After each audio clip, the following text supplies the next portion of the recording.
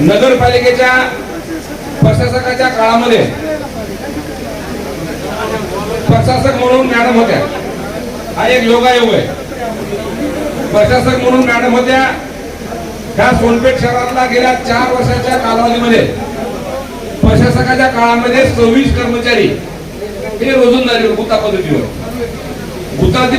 26 कर्मचाऱ्यांचा जवळपास 9 महिन्याचा पगार आणि 7 महिन्याचा पगार, जवळपास 18 ते 20 महिन्याचा पगार नगरपालिकेच्या ह्या 26 कर्मचाऱ्यांना त्यांना आजपर्यंत मुख्याधिकारी साहेबांना त्यांनी निवेदन दिली।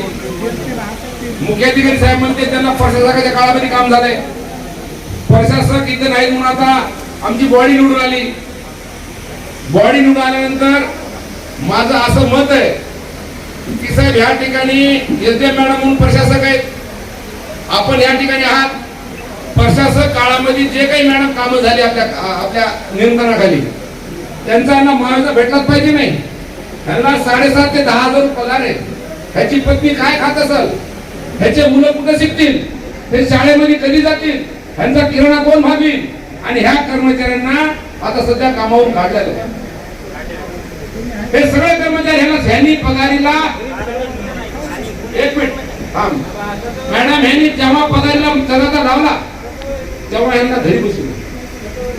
असे काही काम आहेत मॅडम आपल्या कालावधीमध्ये। या ठिकाणी आमचा गणेश खरात आहे तिकडे दादा, हा गणेश खरात प्रशासकाच्या काळामध्ये मुख्याधिकाऱ्यानं जे काही मुख्याधिकारी होते त्यांनी 50 हजाराचे, 25 हजाराचे, 10 हजाराचे, 40 हजाराचे चिल्लर कामं सांगितली। ज्या नाल्यावर ड्रेनेजवर माणसं पडून मरू लागले, हातपाय फ्रॅक्चर होऊन आले, त्या ठिकाणी त्यांनी ग्रिल बसवला। या ग्रिल बसल्यानंतर ह्याचा मुआवजा कोणी द्यायला तयार नाही, ह्याच्याकडे निवेदन आहे। ह्याचा जर मुआवजा जर मागितला ह्याला उडवडीची उत्तर देतात, मग त्यांनी कुठं जायचं? प्रशासकाच्या काळामध्ये मॅडम आपण आहात, तुम्ही निर्देश द्या, कारण की 50,000ला, 25,000ला किंवा लाख रुपयाला ठरावाची जरूरत लागत नाही। प्रशासक म्हणून तुम्हीच मॅडम, माझी तुम्हाला कळकळीची विनंती राहील, तत्कालीन तुम्ही प्रशासकाच्या काळात तुम्ही एक ठराव द्या, चिल्लर कामाला त्यांना मंजुरी द्या। मुख्याधिकारी मध्ये मला मंजुरी नाही। मग साहेब ह्या ठिकाणी जर समजा ह्या लेकरा बाळांचा ह्यांचा कर्मचाऱ्यांचा जर तळतळाट जर आपल्याला लागला तर हे कुठं जाते? शेवटी त्यांनी अहोरात्र परिश्रम घेतलाय, त्यांनी मेहनत घेतली। आम्ही सत्ताधारी बॉडी किंवा विरोधक बॉडीला आमचा काही संबंध नाहीये, हे फक्त दादा प्रशासकाच्या काळातला कारभार आहे। प्रशासक हे एक शासन आहे। तुम्ही जिल्ह्यातले, तुम्ही एक आमच्या विधानसभेचे आमदार आहेत तुम्ही मॅडम, या तालुक्याच्या यतीम आहेत, तहसीलदार साहेब बाजूला आहे, मुख्याधिकारी साहेब बाजूला आहेत। साहेब आपण त्यांचा प्रश्न निकाली काढावा, जी काही तुम्हाला नोटिंगवर सही लागेल ती मॅडम सही देईल साहेब, मॅडम देतील आणि तुम्ही त्या ठिकाणी। आता ह्या ठिकाणचा विषय तो जावेचा झाला, पाण्याचा प्रश्न असेल, लाईटचा प्रश्न असेल, किंवा कुठलाही प्रश्न असेल, आता मध्ये ह्या ठिकाणी स्टॉक नाही।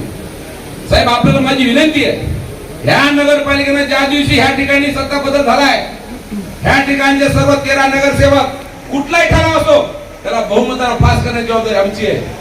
विरोधकाची भूमिका आमची नाही आहे। आम्ही संघर्ष करू, संघर्ष करायचा वेळ तेव्हा करू आम्ही, पण ह्या शहरांना 25 वर्ष ह्या चंद्रकांत राठोड नगर अध्यक्ष ठेवलेला आहे, त्याचा मोबदला म्हणून ह्या कुठल्याही बॉडीला आमचा ह्या ठिकाणी विरोध नाहीये। कुठलेही ठराव घ्या तुम्ही, ते ठराव आम्ही मंजूर करू, पण या जनतेला आज त्या गणेश घराचं दादा दुकान मोठं झालंय, त्याचं 3-3.5 लाख रुपये बिल आहे। 25-25, 50-50 हजार रुपये जाळीचं बिल देऊ शकत नाही कोणी। ह्यांचा 26 महिन्यात जर पगार नसाहेब रात्रंदिवस ह्यांचा 8-8 दिवस आहे, तमाम 22,000 जनतेला ह्यांनी पाणी बाजूला आहे, दिवाबत्ती केली आहे। जर समजा ह्यांच्या जर समजा कष्टाचा जर पैसा जर तुम्ही देत नसाल तर साहेब आपण काल तुम्हाला आम्ही टेंडर मंजूर करण्यासाठी तुम्हाला आम्ही बहुमता ठराव पास करून दिलाय। तुम्हाला मनुष्यबळाचं टेंडर झालंय, मनुष्यबळाच्या टेंडर मध्ये साहेब आपण 4 महिन्याची पगार करा। ह्या 4 महिने जवळपास एप्रिल, मे, जून, जुलै हे 4 महिने आज द्या, नंतर आणखी दसरा दिवाळी नंतर 4 महिन्याची, पण असं द्या ना। तुम्हाला प्रत्येक गोष्ट तुम्ही मॅडम तुम्हाला बदनाम करण्याची यांची पॉलिसी ह्या ठिकाणी प्रशासकाच्या काळात आम्ही पैसा देऊ शकत नाही असं प्रशासक म्हणजे आज एसडीएम मॅडम म्हणजे जिल्हाधिकारी साहेब, शिवसाहेब कायदा नगरपालिकेचा ऍक्ट अधिनियम काय आम्हाला माहिती आहे, तुमचे अधिकार किती, माझे अधिकार किती हे सर्व माहितीच आहे, पण आम्हाला जास्त बोलायचं नाही। आज एसडीएम मॅडम प्रशासक म्हणून त्यांना बदनाम केलं जात आहे, त्यांना जे काही ठराव पाहिजे मॅडम तुम्ही द्या, पण ह्या तमाम जनतेचा ह्या ठिकाणचा मिटवा। ह्या ठिकाणी हा आमचा सोनणारे साहेब, ह्या ठिकाणी त्याची जागा आहे, आजोबा पंजोबा पासून त्याची जागा आहे, त्याची पीटीआर त्यांनी त्याला शिवसाहेबांना त्याचा स्पॉट इन्स्पेक्शन करून त्याचा सर्वे करून त्याला पीटीआर अदा केली आणि त्याला पीटीआर अदा करते वेळेस त्याला मजुरीची भाषा केली जाते नगरपालिकेमध्ये. ही कुठली पद्धत आहे? कोणी त्यांनी का दुसऱ्याची जागा हडप केली का? कोणाच्या जागा त्यांनी अतिक्रमण केलं का? त्याच्या बाप दादाची आजोबाची जागा आहे ती, त्या ठिकाणी स्थळ पाणी. दादा तुमच्याकडे तो विषय आलेला आहे. मग कुठलंही राजकारण कुठे काढू नका तुम्ही. ज्यांच्या वडिलोपार्जी आजोबाची जमीन आहे, जागा आहे, पीटीआर आहे, त्यावेळेस ही पूरपालिका आहे. पूरपालिकेमध्ये फक्त स्थळ पाणी करून त्याचा सर्वे झालेला आहे. त्यालाही त्याच्या आजोबाला माहित नाही त्याची जागा काय असायची आहे. मग त्याच्यावर अन्याय करता म्हणजे कुठली पद्धत आहे? मग त्याच्यामुळे शक्यतो जुन्या प्रकरणामध्ये कुठलाही हात घालणे आमची विनंती आहे.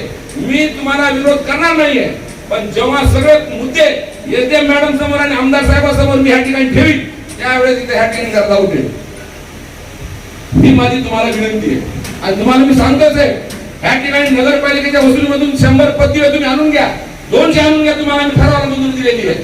पण या शहरातील तमाम जनतेला अंधारामध्ये ठेवू नका, ही माझी विनंती आहे तुम्हाला. म्हणून कुठलंही राजकारण न करता आम्ही तुमच्या पाठीशी आहोत. सर्व ठराव तुम्हाला आम्ही मंजूर करून दिले. फक्त यांच्या पगाराचा विषय झाला आणि निर्देश मॅडम तुमच्या नोटीवर सही करून देतील आणि त्यांचे पगार अदा करा, टप्प्याटप्प्याने करा. मेले साहेब ते एखाद्याची आत्महत्या करण्याची त्यांची मानसिकता आज. मला एक इथं म्हणायचं आहे की मी पाथरी आणि सोनपेठची प्रशासक होते सर.